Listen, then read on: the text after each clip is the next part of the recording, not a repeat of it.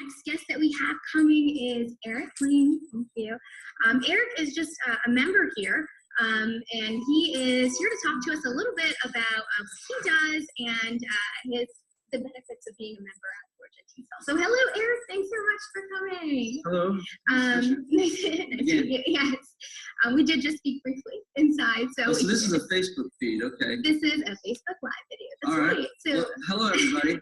Can you tell us a little bit about what you do? Yeah, I teach online. I teach out of my home as an independent contractor. I use a virtual classroom.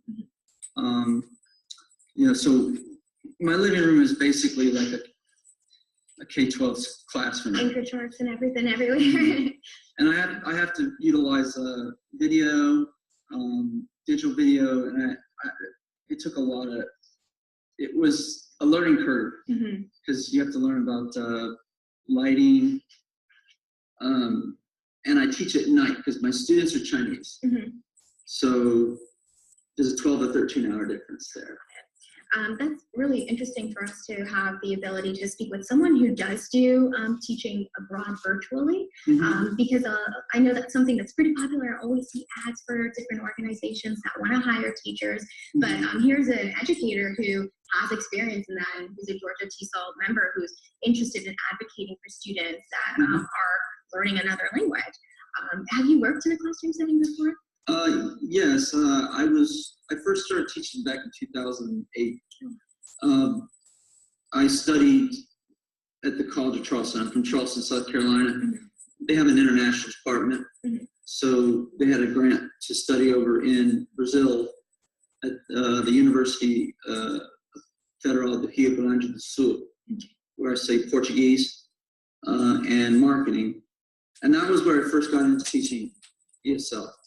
I taught private students who were trying to get their, basically it's like the SAT in Brazil, but they call it the vestibular. But there's an English portion of it that is a placement test so you can get into the university. So there was a demand for native English speakers that were wanting to get into school that had to know English in order to do so. So that's where I got my start back then. That's great. And then since then, you kind of found your love for teaching, and you found it in a really unique way that I think that is really popular right now, and a way for us to learn and grow. So tell me a little bit about why you decided to join GATESOL. Well, I always was good at teaching, and I always felt like it was a natural thing that I enjoyed doing. My mom's a retired school teacher. My brother is an ESL teacher in Taiwan, so he has a lot of understanding of teaching using a computer. And so what really brought me a lot to the online aspect of teaching English as a foreign language was the freedom of the possibility of being able to teach no matter where you're at, as long as you have an internet connection. And I think maybe that's where the future is in education. It's even some of the bigger universities are starting to get into that.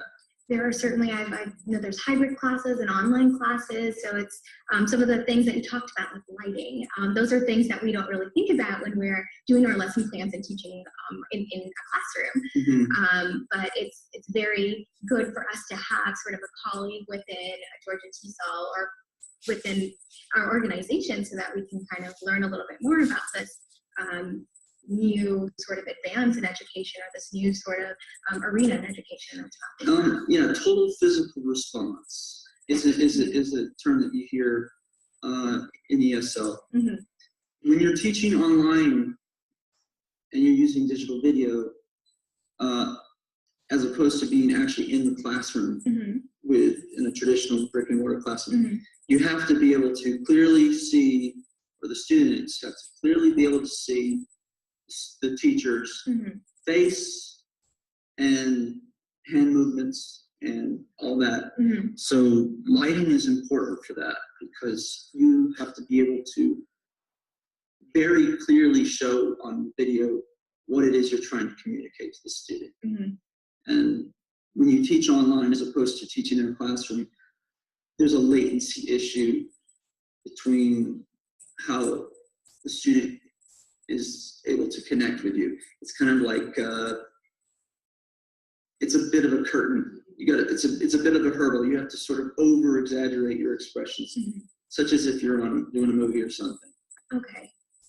So the student can understand what you're saying. Right. So yeah, but clearly though.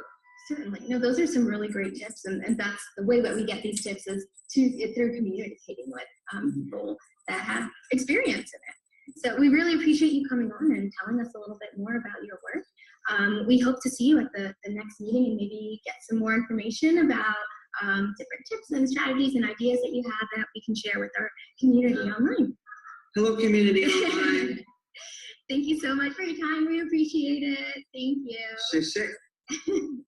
The next guest that we have is someone that, if you've been watching us, you have met her before. It's Dr. Jennifer Pendergrass. Dr. Pendergrass, hello. Thank you so much for